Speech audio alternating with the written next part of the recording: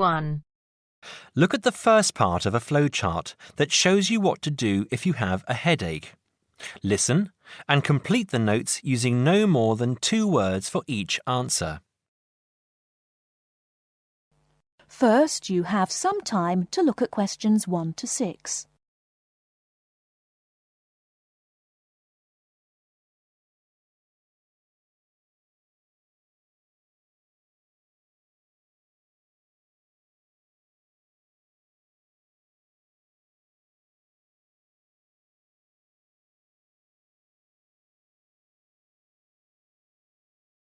There are various different reasons why you may have a headache. Some of them are not serious and can be treated easily, perhaps by simply taking a pain-killing tablet, like an aspirin. Some headaches, however, may be a symptom of something far more serious, and you should get immediate advice. First of all, ask yourself if you think you have other symptoms that suggest you have a cold. Do you have a fever, a runny nose, a cough or a sore throat? Have you been sick at all? If you have, then you probably have a bad cold or the flu, and the headache is just one of the symptoms. Get plenty of rest and drink plenty of water. There are many types of medicine that you can buy at a chemist, and these will relieve some of the symptoms. Remember, though, medicine will not actually cure the condition, and you might prefer to just drink hot water with some lemon and honey, and take a couple of aspirin. Now, if you don't think you have a cold, you must ask yourself how bad the headache is. If the headache is really bad and you have a stiff neck, there may be a bigger problem. If you feel that normal light is hurting your eyes, it may also be cause for concern. Meningitis is a serious condition. It is caused by an infection of blood around your brain and spinal cord. The condition can seriously affect your brain if not treated immediately. You must see your doctor or go immediately to the nearest hospital. If you do not show these symptoms, you may still have something that needs treatment quickly. You may have an injury of some kind, and you must try to remember if you have hit your head at all in the last few days. If you have, you may be suffering from concussion. Concussion occurs after an injury to the head, when blood pushes against the brain.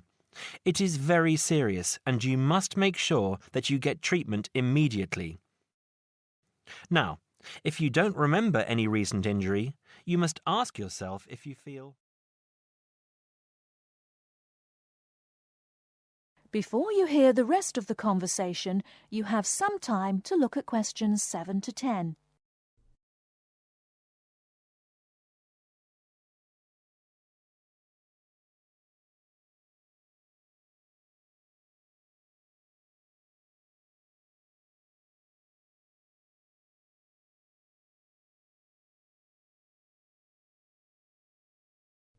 Now listen and answer questions 7 to 10. Extract 1. Acrophobia is a fear of heights. A lot of people confuse it with vertigo, which is a normal feeling that people get in a very high place. Acrophobia is a phobia and can be very dangerous. The person who suffers may panic and want to escape the situation. The quickest way to escape is to jump. People who suffer from acrophobia will avoid being at the top of tall buildings and will not like going up long staircases. It may be a phobia that is a result of past experience. Children see things fall and break, and so become very frightened of the same thing happening to them. Extract 2. Now this phobia has a number of different names: brontophobia, astrophobia, and coronaphobia. It is a phobia of storms, especially storms with thunder and lightning. It is especially common in children, but can continue into adult life. People who have a serious phobia worry when the spring turns to summer. They expect there to be more storms during that time. When a storm is approaching, they feel very uncomfortable and even physically sick. Many of those who suffer, especially children, hide when there is a storm. perhaps in a cupboard or under the bed. Adults with the condition may watch weather forecasts on television every 30 minutes to check that the weather is good. Extract 3. Now, most people are, to some degree, afraid of dying, but necrophobia is a fear of anything connected with death. It is more than a fear of dying.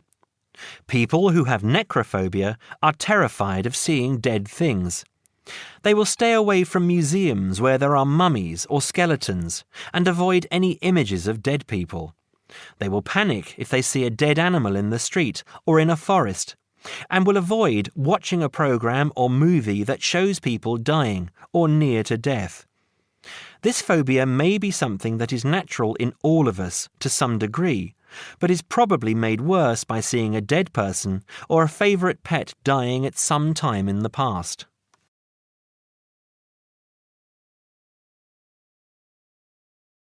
That is the end of part 1. You now have half a minute to check your answers.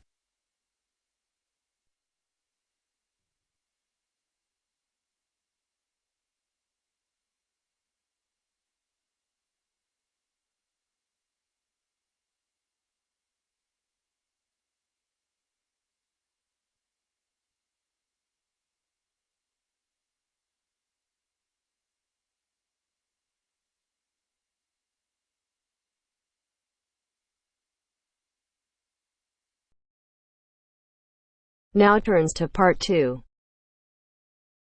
Part 2. Listen to the conversation between Daniel, a Spanish student, and Kira from Greece. Kira is asking about medicine for a cold. And then answer the following questions. First, you have some time to read the questions.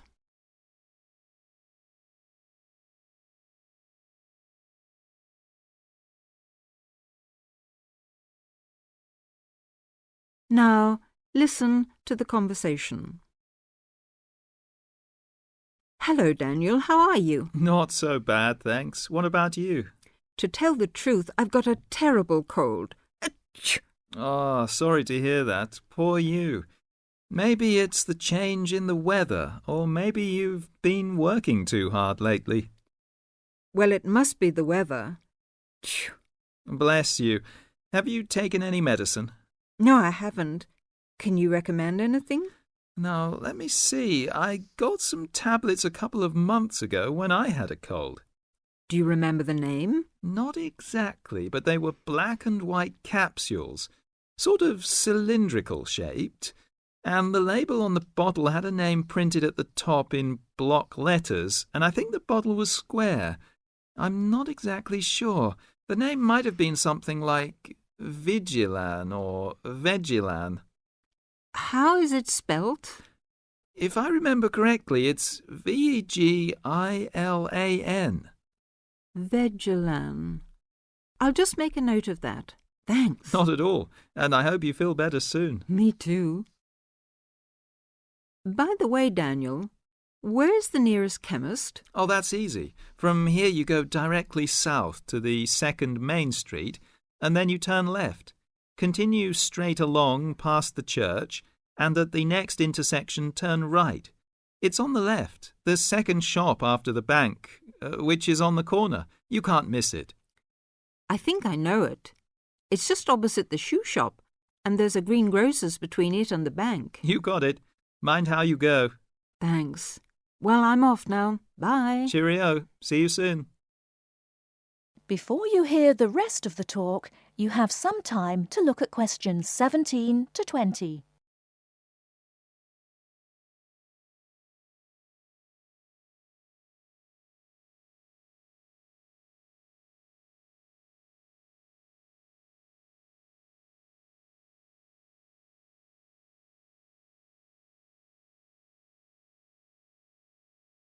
Now listen and answer questions 17 to 20.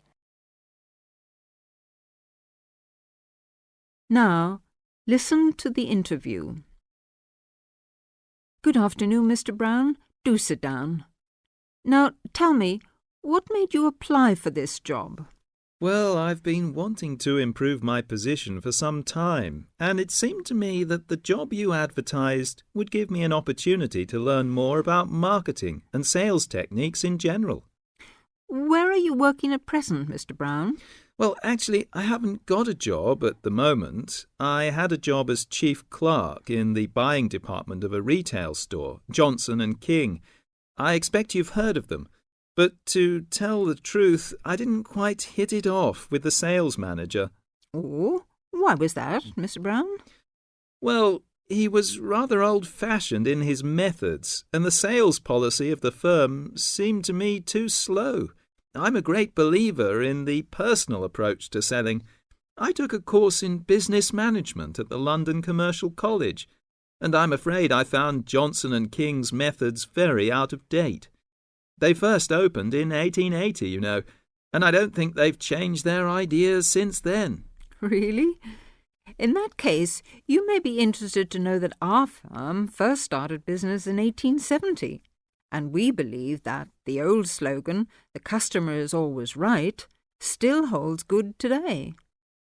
I'm afraid our chairman, Samuel Jackson, great-great-grandson of the original founder of the firm, Josiah Jackson, does not approve of high-powered modern selling technique, and with some justification, as our export figures show. We base all our sales technique on Peterson's theory of salesmanship, published in 1900. I presume you've read it. Oh, well, actually, no. But I'll make a point of getting one from my local library without delay. Do that, Mr. Brown, and then come and see me again.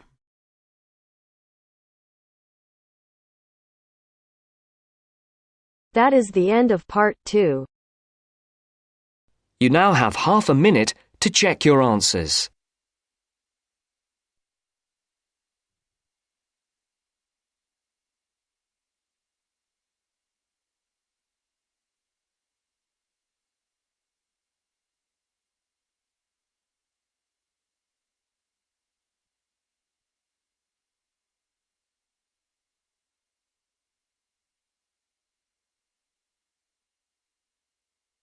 Now turns to part 3.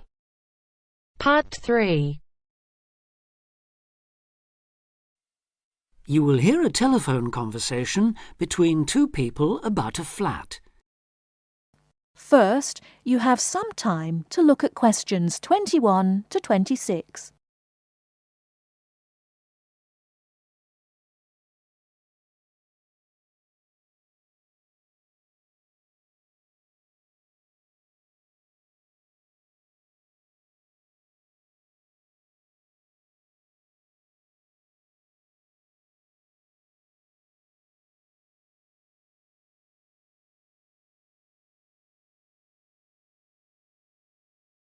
Now listen carefully and answer questions 21 to 26. Hello, this is Simon Marshall. I spoke to you the other day about renting flat 3A. Oh, yes. Hello, Simon. What can I do for you? Well, there are a few health and safety things I'd like to run through if that's okay. Yes, fine. Right, well, the first thing, bearing in mind it's quite an old house, is whether there's any damp. I'm thinking here of the exterior walls and the floor. Well, I've never known any problems with damp there. It was all right last time I checked, certainly, though that was before the recent wet weather. I'd better have another look and get back to you on that. OK. Now, the next thing is the gas supply. Do you have a safety certificate? A current one, that is? We do. All the gas appliances have been checked by a registered engineer. Yes, I was going to ask about that. When did they actually do the inspection? Let me think. They sent an engineer to check something early last year, but no, that wasn't the inspection. Oh, I remember now, it was in the spring. In fact, I've got the certificate here somewhere. Yes, that's it. March 22nd, so it's just over 5 months ago. And the electricity, when was the last time all the wiring was inspected? I know it doesn't have to be checked as often as the gas, but it's still important, especially in older properties. As it happens, we had an electrician in when we redecorated flat 3A. If he looked at everything then, he would have charged us for it. I'll find the bill and check it if you like. Fine. And when was that? The decorators finished just before Easter, so that would be about 18 months ago. Just one more point on the electrics. Are there enough plug sockets in the flat? It depends what you mean by enough, really. Well, I've got quite a lot of electrical things. Computer, radio, lamps, kitchen appliances and so on, and I'm wondering whether I could plug them all in without having cables trailing all over the place. I think there's one per room. That's fairly normal in older properties. I'll take that as a no then. All right. Now, another safety point. Is there a smoke alarm? Yes, there's one in the kitchen. And is it in good working order? I'll have to try it out and let you know. Right. Now, you mentioned the previous tenants. Do they, or anyone else who's lived in the flat, still have keys to the door? We're very strict about that. Everyone has to hand back the keys when they leave or we don't return the deposit. And those in 3A have always done so.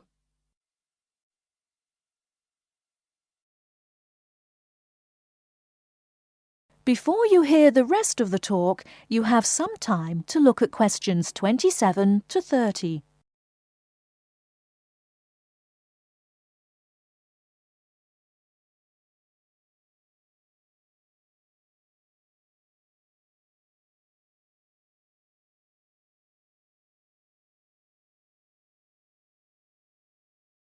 Now listen and answer questions 27 to 30. OK. Now, there are a few other practical details. Firstly, you mentioned a room where people can leave things like suitcases and bags and things. Where exactly is that? Is it next to 3A, which I take it is on the 3rd floor? Well, the apartment's on the 3rd, yes. But the storeroom's a little way away, just past the 2nd door to the right. Under the stairs, in fact. But it's on the same floor, isn't it? Yes, it is. Fine. Now, another thing I wanted to check is that there's hot water in the apartment. Oh, yes. It runs off the central heating. That was installed back in the 70s, I think, so there's a permanent supply. But is it really hot? Not just warm or lukewarm? I suppose it depends what you mean by hot. But it's at a constant 60 degrees. Oh, that sounds fine. Yes, it used to be set at 55, but last year the tenants asked us to increase it, so we did. Oh, I'm glad about that. OK, now can you tell me a bit about the yard and the garden? How big are they? Well, the yard at the side of the house is about 20 square metres. Oh, so there's room for my motorbike then? Actually, it's only a 50cc moped, but I like to keep it off the road at night. Yes, there's more than enough space there, even with all the wheelie bins. And the garden? That's much bigger, about 150 square metres. Who looks after it, by the way? Old Mr. Collins. He's almost 90, but he's out there every day. And the last point, the TV. What size screen is it? It's 70 centimetres wide, I think. No, sorry, that was the old one. This one's 80. You can get 90-odd channels on it, so I'm told. Really? So there's a satellite dish on the roof, is there? No, it's cable TV here. It doesn't cost much between everyone, though. That's very interesting. OK, thanks for your help. I'll be in touch again soon.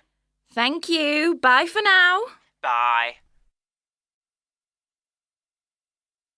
That is the end of part 3. You now have half a minute to check your answers.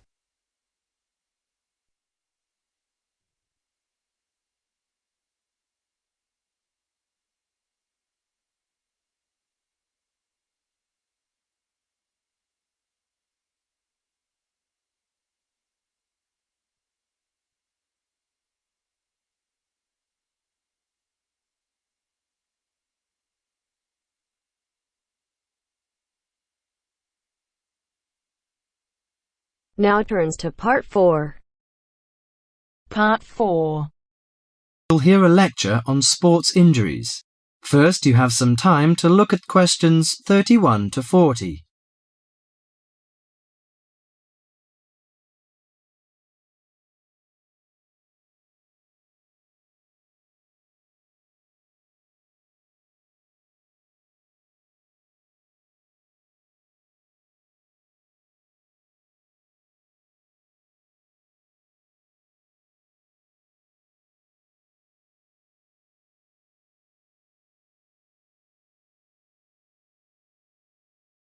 Now listen to the lecture carefully and answer questions 31 to 40.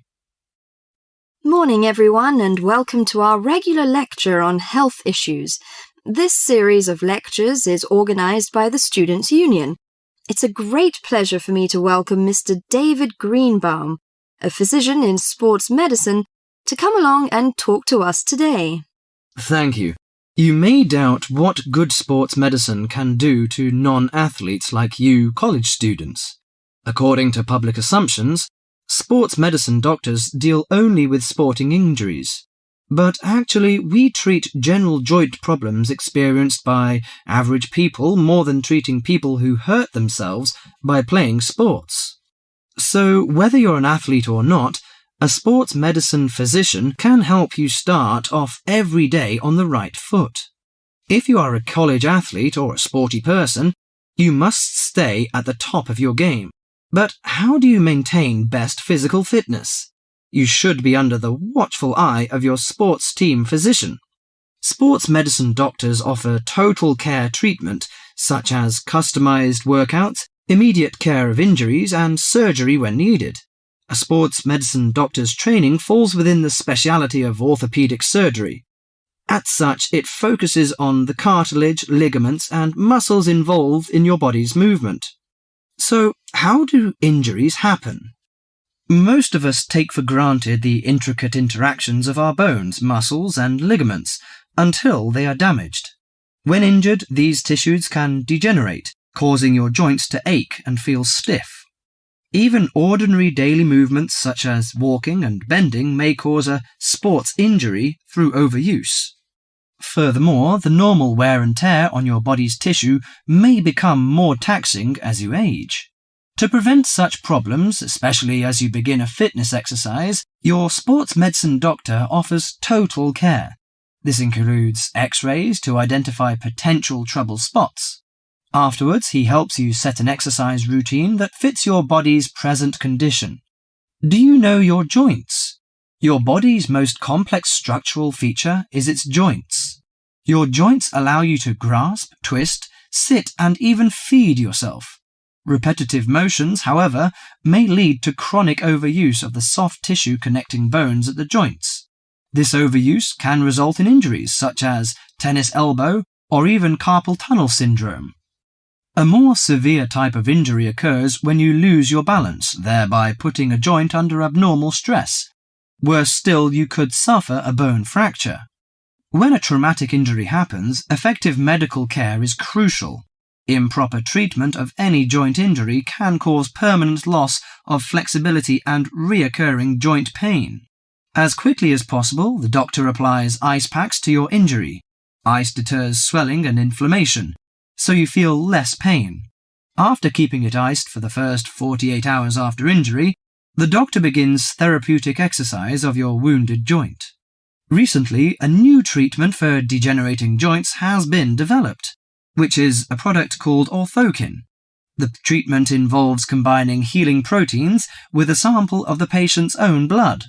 The injured joint then receives an injection of the mixture. This new technology stimulates our own white blood cells to produce large quantities of protective protein. Our cells make this protein naturally, but not in sufficient amounts to protect the damaged cartilage in our joints. It also has the advantage of convenience and lack of side effects. Here are some suggestions on how to prevent sports injuries. Use appropriate protective equipment. Maintain proper lighting in the training area. Have adequate rest. Avoid alcohol and drugs in order to prevent injuries. Follow a regular fitness training program to improve overall coordination and endurance. Better endurance will absorb pressure and prevent injury. Perform adequate warm-up exercises before training or performance. Avoid performing sports or work when you are sick. Most injuries happen when one is fatigued. Avoid treatment by dubious health practitioners. Use of inappropriate massage, adjustment and homemade medicine, often with steroids or other non-tested drugs, can cause more damage to the injury. That is the end of part 4. You now have half a minute to check your answers.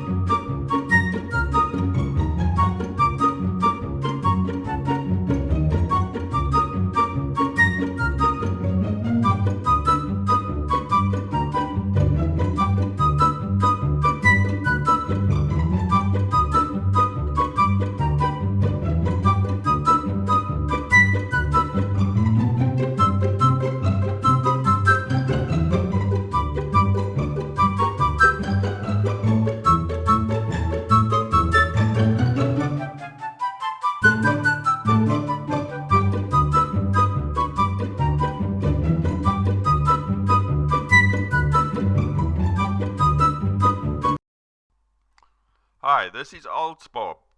I would very much appreciate it if you could like, subscribe and share this video, as this will enable me to help more IELTS students reach their IELTS goals. Very much appreciated. Thank you.